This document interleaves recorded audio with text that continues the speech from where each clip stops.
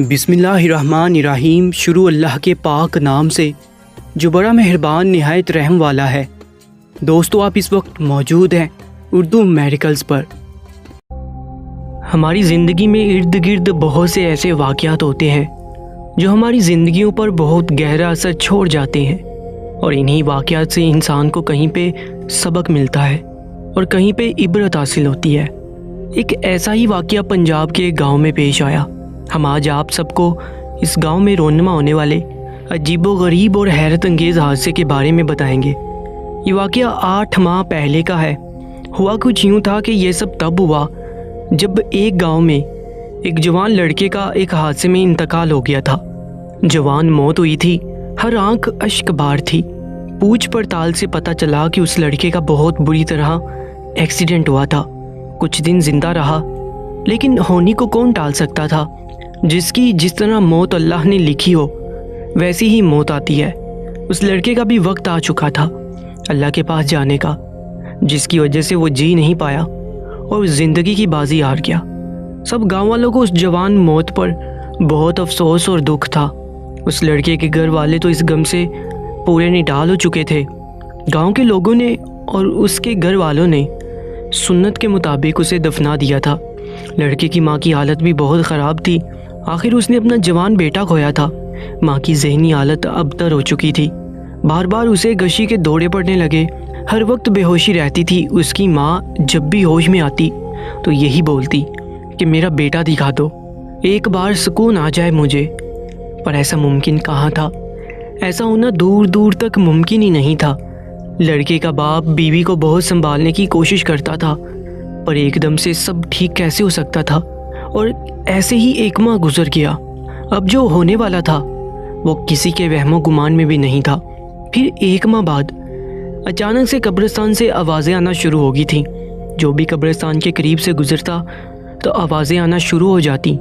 پہلے تو سب نے نظر انداز کرنا چاہا، مگر یہ آوازیں شدت اختیار کرتی گئیں، اور آوازیں سمجھ سے بھی باہر تھیں کہ کیا کہا جا رہا ہے۔ اور اب سبھی گاؤں والے صورتحال سے پریشان ہو گئے تھے، اور آہستہ آہستہ پورے گاؤں میں خوف پھیلنے لگا۔ سب لوگ یہ سمجھنے لگے کہ قبرستان پر جن بھوتوں کا سایہ ہو چکا ہے۔ رات کے وقت تو کوئی بھی گاؤں سے نہ نکلتا تھا۔ پورے گاؤں میں یہ بات آگ کی طرح پھیل چکی تھی۔ خوف و ڈر کی وجہ سے لوگ آپس میں ایک دوسرے سے اس بارے میں بات بھی نہیں کرتے تھے، اور نہ ہی زیادہ دیر تک گھر سے باہر رہتے۔ یوں ہی وقت گزرتا رہا، لیکن قبرستان سے آواز آنا بند نہیں ہوئی۔ دن بہ دن یہ آوازیں بڑھتی ہی چلی جا رہی تھیں، اور وہیں لڑکے کی ماں کا رو رو کے برا حال تھا۔ اس کا کہنا تھا کہ اس کے بیٹے کی آواز ہے، پر کوئی بھی اس کی بات پر یقین نہیں کرتا تھا، اور نہ ہی کوئی اس ماں کی بات پر توجہ دیتا۔ گاؤں کے لوگ یہی سمجھتے تھے کہ بیٹے کے چلے جانے سے گہرا صدمہ ہوا ہے۔ باقی تو وہ خود یہی کہتے کہ قبرستان پہ جن بوت کا بسیرا ہے۔ ہر طرف یہی بات ہونے لگی، اور یوں بات پھیلتے پھیلتے گاؤں کے بڑے اور بزرگ امام صاحب تک یہ بات پہنچی، تو انہوں نے آ کر سب ماجرا سنا۔ مل جل کے بات یہ ہوئی کہ اس بارے میں کچھ حل نکالتے ہیں۔ سب لوگوں کو اب ڈھارس تو ملی تھی، اسی پہ مطمئن ہو گئے تھے۔ پھر ایک دن لڑکے کی ماں باپ کو جلدی کھانے کے بعد سو گئی۔ آدھی رات کو وہ نیند میں ہی بے چینی محسوس کرنے لگی۔ پورا جسم اس کا پسینے سے شرابور ہو گیا تھا۔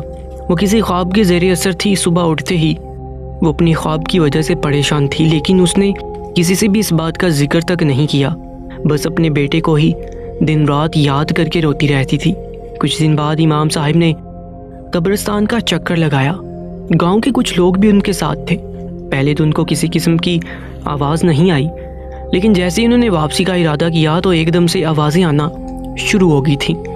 پھر ذرا غور کرنے پر اور آواز کے تعاقب میں امام صاحب گئے تو وہ آواز اسی لڑکے کی قبر سے آ رہی تھی۔ امام صاحب وہیں قبر کے پاس بیٹھ کے اور غور سے آواز سننے لگے، لیکن جو ان کے ساتھ آئے ہوئے گاؤں کے معتبر لوگ تھے وہ شدید خوف میں مبتلا ہو چکے تھے۔ سب کے رنگ فک تھے، سب کی زبانوں پر کلمے کا ورد شروع ہو چکا تھا۔ امام صاحب کچھ دیر تو ماما سمجھنے کی کوشش کرتے رہے، اور پھر کچھ لمحے بعد اٹھ کر چلے گئے، اور سب لوگ بھی ان کی دیکھا دیکھی خاموشی سے قبرستان سے نکل گئے۔ اب پورے گاؤں والوں کے ہاتھ نئی بات لگ چکی تھی۔ سب اپنی اپنی بولی بولنے لگے، کوئی کچھ کہتا تو کوئی کچھ۔ اب سب کی زبانوں پر یہی بات گردش کرتی رہتی۔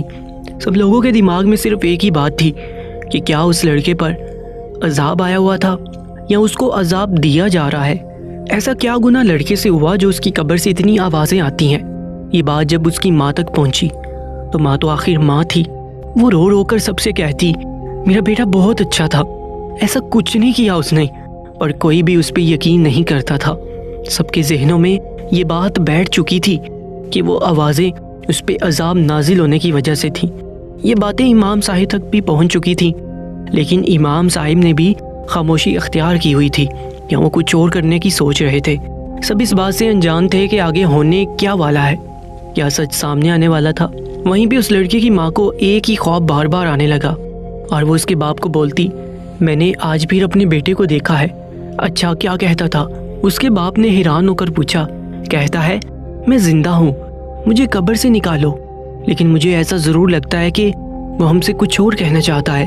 یہ بات سن کر اس کا باپ خاموش ہو گیا اور پھر ہر رات ماں کے خواب میں اس کا بیٹا آنے لگا اور یوں کچھ دن گزرنے تک لگاتار اس کی ماں ایک ہی خواب دیکھتی رہی۔ پھر ماں کے خواب میں بیٹا بولتا ہوا دکھائی دیا مجھے نکالو، میں زندہ ہوں۔ اور سب گاؤں والوں کو بھی اس کی ماں کی بات پر یقین کرنا پڑا، کیونکہ اب سب کو ہی آتے جاتے یہ آوازیں آتی تھیں کہ نکالو مجھے یہاں سے۔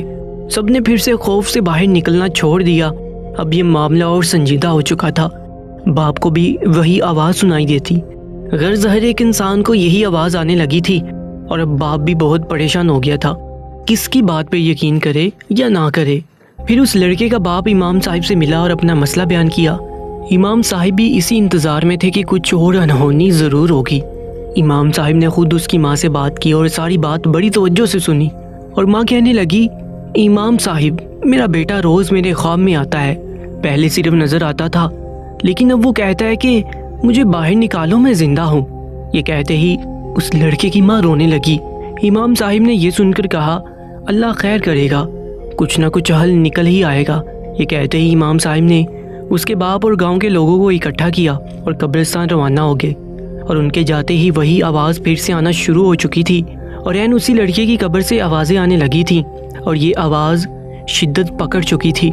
اس لڑکے کے والدین کا بھی اب یہ کہنا تھا ہمارا بیٹا زندہ ہے، اور یہ آوازیں سن کر والدین کا رو رو کر برا حال ہو چکا تھا۔ امام صاحب اسی قبر کے قریب تھے اور دیر تک اپنے علم سے جائزہ لیتے رہے، اور اس نتیجے پر پہنچے کہ اس لڑکے کی قبر کشائی کی جائے تاکہ پتہ لگ سکے آخر معاملہ کیا ہے۔ ساتھ آئے ہوئے لوگوں کا یہ بات سن کر خون خشک ہو چکا تھا، لیکن امام صاحب کی خاطر قبر کشائی کرنے کے لیے مان گئے۔ پھر سب نے وہاں قبرستان میں درود شریف اور کلمے کا ورد کرنا شروع کیا، اور ساتھ ساتھ اونچی آواز میں نعت بھی پڑھنے لگے۔ ڈر و خوف کے باوجود وہ سب قبرستان میں رات کے وقت کھڑے تھے، اور جیسے ہی قبر کھودنا شروع ہوئی آواز بھی ہلکی سے ہلکی ہوتی گئی۔ یوں کرتے کرتے آدھی قبر کھود چکے تھے۔ سب پر اب تک کچھ ایسا ظاہر نہیں ہو پایا جس سے کچھ پتہ چل سکے۔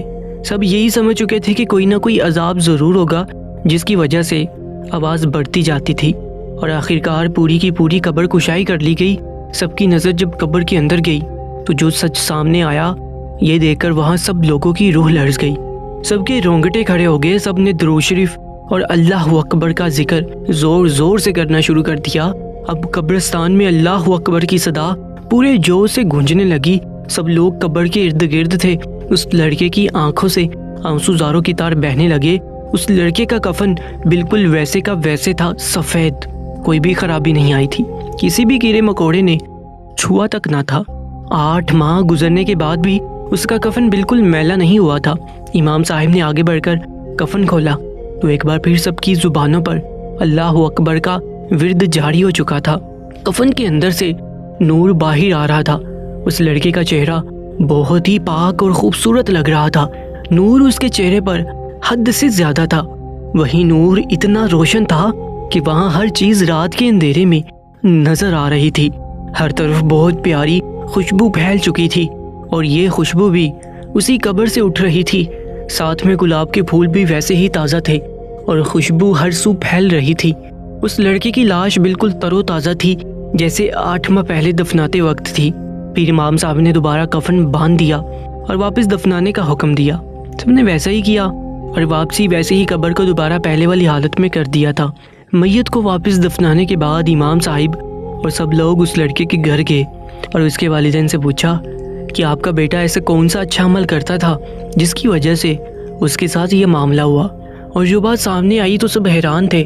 اس کے والدین کا کہنا تھا کہ وہ بہت فرما بردار تھا، کبھی ہماری کوئی بات نہیں ٹالی، جو کہتے وہ مانتا تھا، ہماری بہت خدمت کرتا تھا، نہ ہی وہ کبھی لڑائی جھگڑا کرتا، ہمیشہ پرسکون رہنے والا اور سب کے کام آنے والا لڑکا تھا. کبھی کوئی شکایت ہم کو اس سے نہیں ہوئی، بس وہ حد سے زیادہ فرما بردار تھا. یہ سنتے ہی گاؤں والوں نے سر جھکا لیے. جو کہتے تھے اللہ کا عذاب نازل ہو رہا تھا اس لڑکے پر، اس لیے آواز آتی تھی، تو اب سب لوگ سچ جان کر شرمندہ تھے.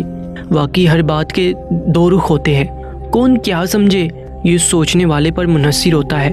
یہ سب اللہ پاک کے ہی کام ہے، کوئی بھی اس کے معاملات میں دخل نہیں دے سکتا. اور اب اس لڑکے کی قبر سے آواز آنا بالکل بند ہو چکی تھی. جو خوف پھیلا تھا اب وہ ختم ہو چکا تھا. سب گاؤں والوں اس کے گھر والوں کی بہت عزت کرنے لگے تھے اور اس کی ماں خوش تھی. رب نے اسے ایک بار پھر اس کے جوان بیٹے کا چہرہ دیکھنا نصیب کر دیا تھا. اس کی ماں اپنے بیٹے کی تعریف کرتے نہ تھکتی تھی اور وہ واقعی تعریف کے قابل تھا. اس کی ماں نے بھی اب صبر کر لیا تھا اور اس کا کہنا تھا کہ جس کی چیز تھی اس نے واپس لے لی. اس بات پہ کتنا رویا جائے یا لڑا جائے، میں اللہ کی رضا میں شامل ہوں. اللہ کے ہر کام میں مصلحت ہوتی ہے. بے شک میرے بیٹے جیسا بیٹا ہر ماں کو دے جو اتنا پیار کرنے والا اور فرما بردار ہو. اور واقعی ہی اللہ پاک نے اسی لیے ہمیں دکھایا کہ ماں باپ کی خدمت کرنا کتنا افضل ہے. سبحان اللہ. دوستو کامنٹ سیکشن میں سبحان اللہ لازمی لکھیے گا. بے شک والدین کی فرما برداری سے سب حاصل ہوتا ہے. اللہ پاک بھی اسے ہی پسند کرتا ہے جو ماں باپ کی خدمت کرتا ہے. ہمارے معاشرے میں ماں باپ سے زیادتی روز بروز زور پکڑتی جا رہی ہے. والدین کی فرما برداری اب فیشن سمجھا جاتا ہے. بچوں کو غلط تربیت ملنے لگی ہے اور یہ سب بچے بڑوں سے ہی سیکھتے ہیں. جیسا وہ اپنے وقت میں کیا کرتے تھے ویسا ہی دیکھ کر ان کے بچے بالکل ویسا ہی کرتے ہیں جو وہ دیکھ دیکھ جوان ہوئے. والدین کی خدمت سے جنت ملتی ہے. جس نے یہ سمجھ لیا سمجھو اس نے خزانہ پا لیا. اور کہیں نہ کہیں اسلام سے دوری بھی بہت بڑی وجہ ہے. جب بچوں کو اسلامی طرز میں تربیت ملے گی تو ہر طرح بڑوں کی عزت کی جائے گی، نہ کہ آج کل کی طرح بے عزتی ہو. اللہ پاک ہم سب کو اپنے والدین کا فرما بردار بنا دے اور اس دنیا اور آخرت میں ہمیں جنت نصیب فرمائے. آمین ثم آمین. دوستو کامنٹ سیکشن میں آمین اور سبحان اللہ لازمی لکھیے گا. اس سچے واقعے کے بارے میں اپنی قیمتی رائے سے ضرور آگاہ کیجیے گا. اور اگر ابھی تک آپ نے ہمارا YouTube channel Urdu miracle subscribe نہیں کیا تو جلدی سے سبسکرائب کر لیجیے گا. اپنا بہت زیادہ خیال رکھیں. اللہ نگہبان.